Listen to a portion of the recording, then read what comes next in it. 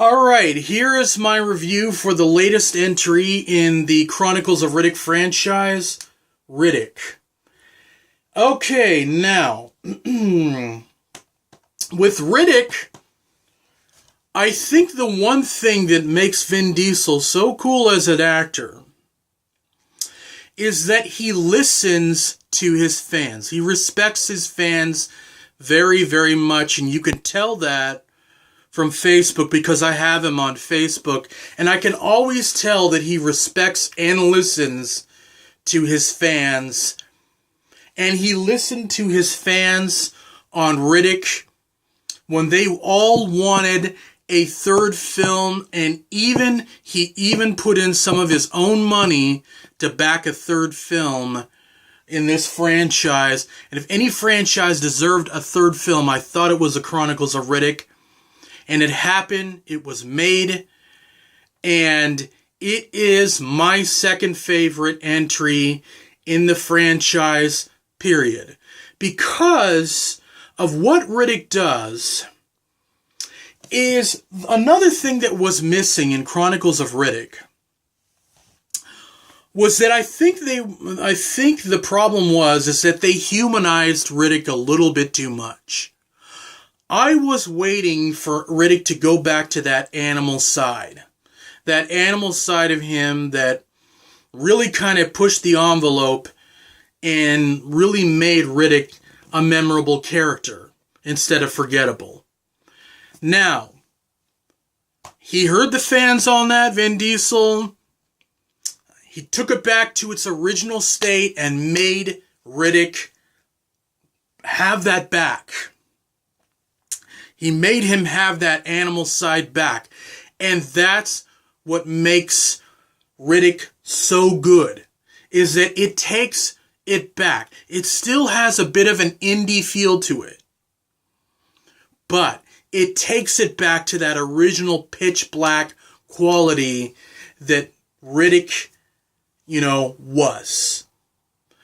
And that's the thing that made me like Riddick so much, was the fact that he got that animalistic quality back. Now, the movie goes that after the invasion and after he destroys this alien race, he in a sense becomes the Grand Marshal of this alien race. But they don't trust him. And what happens is they maroon him on this planet. Okay, so they leave him maroon. Alright. So now, Riddick is left to basically do what he does best, and that's survive. Fight and survive. Because he is a warrior. Now, yes, he has human qualities to himself, but he is a warrior, and that's the reason why I like Riddick so much. Is that he's a warrior, and that's what he does good, is fight and learn how to survive. So he gets that animalistic quality back, but no sooner later does he get that back, that basically he finds himself, again, being picked up by a bunch of mercenaries that were found on the planet, and then suddenly another bunch of mercenaries comes up and decides to try to get in on the bounty as well. So, Riddick tries to do everything that he can to outsmart this group of mercenaries, while on the other hand, the same thing goes for Pitch Black that goes for in Riddick. Little do they know that another threat is looming far greater than anything in Pitch Black. What happens is some of the planet's inhabitants don't really care for them on that planet, and they want to see them all killed.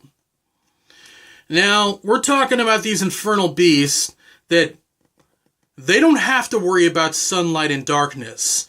They just hunt, and that's it. They just want to eliminate anything that comes down on that planet that they don't know of. And what happens is Riddick has to go into survival mode, and basically he has to survive in order to be able to outsmart these alien hunters and be able to outsmart these mercs that are coming after him. At every corner, though, Riddick is tested by these creatures that are trying to kill him. So he tries his best to adapt. But still, there's something in him that still has an attachment to the human race. There's not quite that bit of fury and blood in him to take over that part of him that cares so much about the human race. Riddick understands that humans are much more interesting and to keep around than to kill.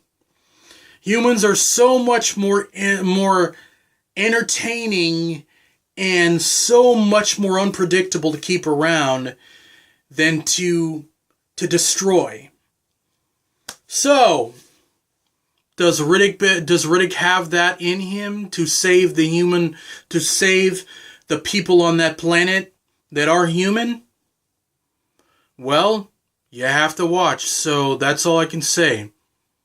But as far as the movie goes, this is my second favorite one because, like I said, it gets that kick again, that animalistic kick that is so entertaining in this series, and it's really, really pushes that envelope again. And I hope in the future that we get more installments like this, and I really hope that that Vin Diesel will understand that that's what the audience likes. That's what the audience want to see out of Riddick. All right. So now we're going to wrap this up, and I hope you enjoyed my review of the Chronicle of Riddick's series. So thank you for watching, and you have a great week.